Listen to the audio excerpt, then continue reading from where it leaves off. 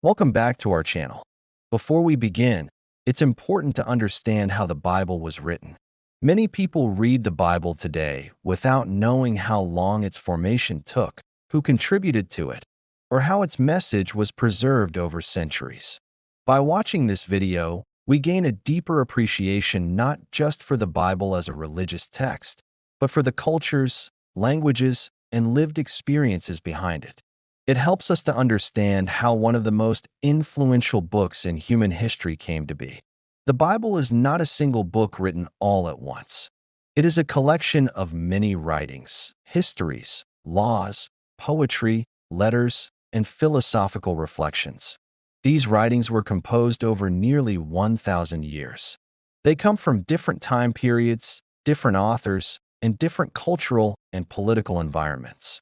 The Bible has two major divisions: the Old Testament, also known as the Hebrew Bible, and the New Testament. The Old Testament was primarily written in Hebrew, with some sections in Aramaic. The New Testament was written in Greek, the common language across the Eastern Mediterranean world in the first century. The earliest parts of the Old Testament did not begin as written texts at all. They began as spoken traditions. In ancient societies, oral storytelling was the primary way that memory was preserved. People did not rely on written books the way we do now. Instead, they memorized stories, laws, prayers, and songs, passing them from generation to generation. These oral traditions included the stories of ancestral figures like Abraham, Isaac, and Jacob. They included the experience of slavery in Egypt and the dramatic departure known as the Exodus, traditionally dated around the 13th century BCE. They also included early laws and moral teachings, which would later form the foundation of the Torah. Oral storytelling was highly structured. It used rhythm, repetition, and poetic phrasing to ensure accuracy. Reciters are trained for years to accurately preserve and deliver history. Over time, as the Israelites formed a more centralized society, the oral traditions began to be written down. This shift occurred around the 10th century BCE, when Israel developed organized leadership under kings such as David and Solomon.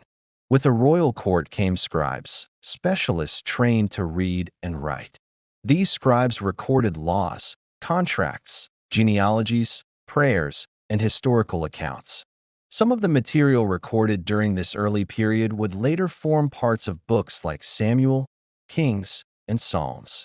A major turning point in the development of the Hebrew Bible came with the Babylonian conquest of Jerusalem in 586 BCE. The temple was destroyed, and many Israelites were taken into exile in Babylon. This was a crisis not only politically, but spiritually. Without their homeland and temple, the people faced a question of how to preserve their identity and faith. During this time, writing became essential. Traditions, teachings, and religious laws that had been preserved orally were collected, combined, edited, and recorded.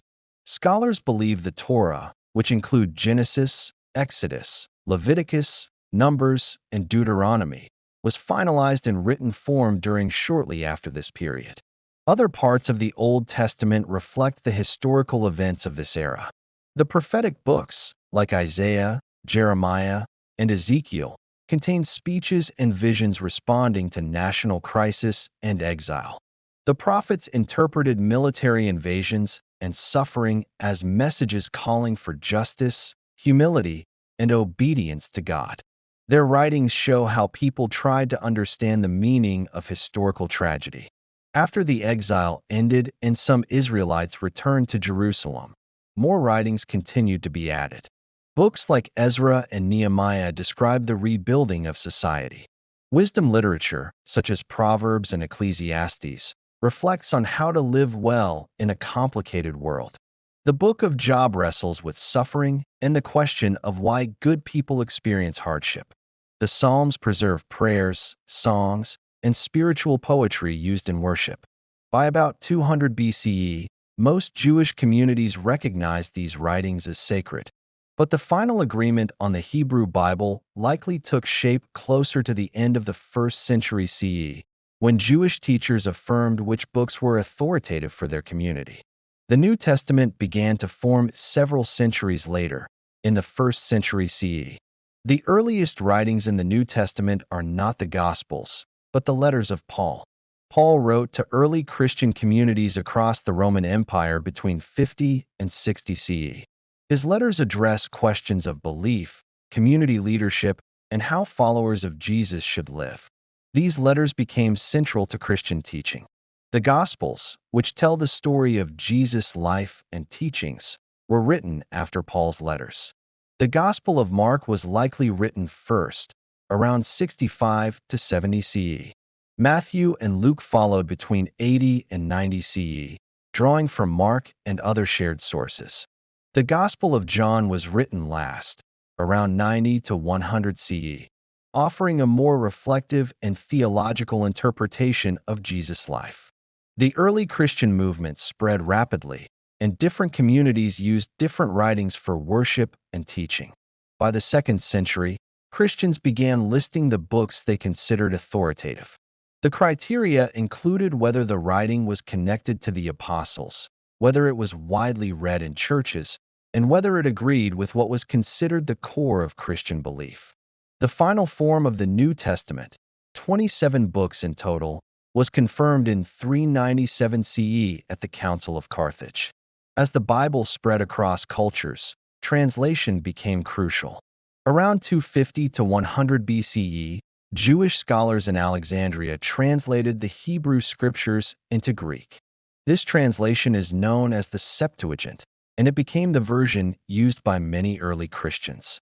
In 405 CE, the scholar Jerome completed a Latin translation known as the Vulgate, which became the standard Bible of Western Christianity for over 1,000 years. The invention of the printing press in 1455 changed everything. The Gutenberg Bible became the first mass-produced book in Europe, making the Bible more accessible than ever before. Later, in 1611, the King James Version was completed. Its language shaped English literature, poetry, and worship for generations. One of the most important discoveries confirming the preservation of biblical texts came in 1947, when the Dead Sea Scrolls were found near the shores of the Dead Sea. These scrolls, some dating back to 250 BCE, contain portions of the Hebrew Bible. When compared with later manuscripts, the scrolls showed that the biblical texts had been preserved with remarkable consistency across centuries. Understanding how the Bible was written helps us see it as the product of real human communities facing war, exile, rebuilding, questions of meaning, and the search for God. It reminds us that the Bible did not simply appear fully formed, but rather it grew through memory, writing, editing, teaching, and deep reflection.